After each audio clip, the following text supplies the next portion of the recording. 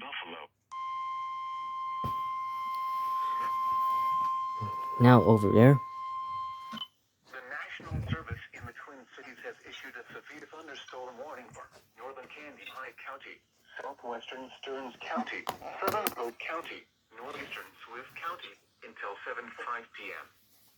At 6:48 p.m., severe thunderstorms were located along the line from near Lake Castle, 7 miles southwest of Bruton, or along the line from 9 miles southeast to 21 A new miles severe north thunderstorm of warning. moving east at 30 miles per hour.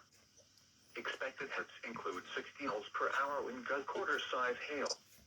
This is radar indicated that the following impacts are expected. Hail dashed to vehicles is expected. Expect wind damage to roofs, siding, and trees. Locations include Benson, New London, Iser, Bruton, Grade,